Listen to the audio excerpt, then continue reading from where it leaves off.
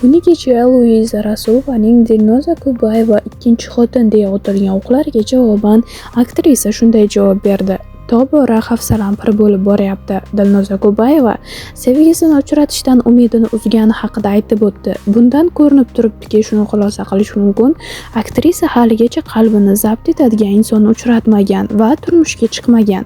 Assalomu alaykum, hurmatli tomoshabin, kanalimizga xush kelibsiz. Bir dona like bosishni unutmang va albatta kanalimizga obuna bo'ling. Aktrisa Dilnoza Kubayeva O'zbekiston telekanalidagi Hayot va xayol yo'llari ko'rsatuvining mehmoni bo'ldi. Tabiatan quvnoq va xushchaqchaq aktrisa ko'rsatuv davomida shaxsiy kechinmalari va hayotdan olgan xulosalar haqida so'zlab berdi. Hayot beshafqat, har doim ham erkaliklaringizni ko'taravermaydi. Kuchli ayol bo'lishga majburman, biroq shu kuchimning yo'qolib qolishidan qo'rqaman. Chunki hamma narsaning ham tugashi borligini bilamiz. Tashqi ko'rinish esa har doim ham rostini ko'rsatavermaydi. Ba'zan ichki kuchimni shoxda omonat ilinib turgan bargchaga o'xshataman. Shamolda tebranib turgan yaproqning oxiri nima bo'ladi?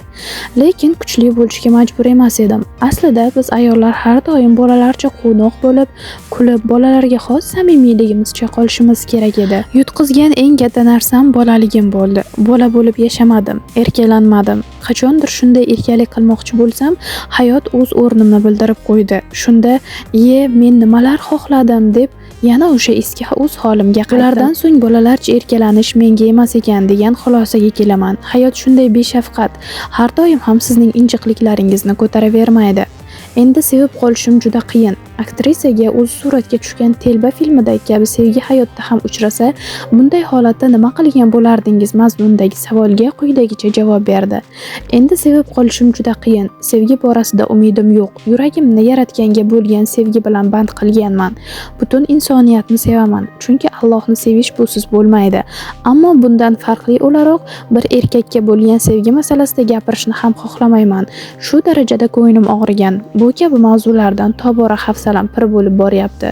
Kutish aktrisaning ijoddagi chorasizligi. Aktyor va aktrisalarning kino san'atidagi omadini munosib qahramonlarni gavdalantirishida.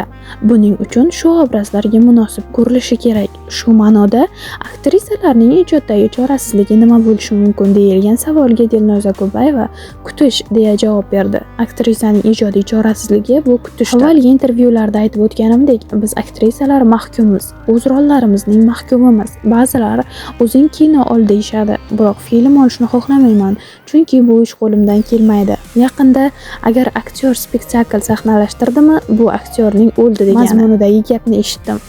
Shu sababli biz aktyor-aktrisalar doim bizga berilajak rolimizni kutamiz. Teatrda askar, hayotda jangchiman. Teatrda askar, hayotda esa jangchiman. Shu kabi mulohazalar qilib turaman. Bunday deyishimga sabab, menga bundan boshqa yo'l qoldirmadilar. Hayotda birovdan nimanidir bilib, aniqlashtirib berishini kutmayman. O'zim so'rab bilib hisobini olaman. Teatrda bo'lsa xuddi askarday qonunlarga rioya etaman. Agar vaqtida kelmasam, hamma qatori hayfsan olaman. To'g'ri, hamma vaqt ham bir xil bo'lolmaysiz. Birida hammasini o'z holiga tashlab qo'yasiz, ba'zan esa qattiq turasiz, deydi Dilnoza Kubayeva.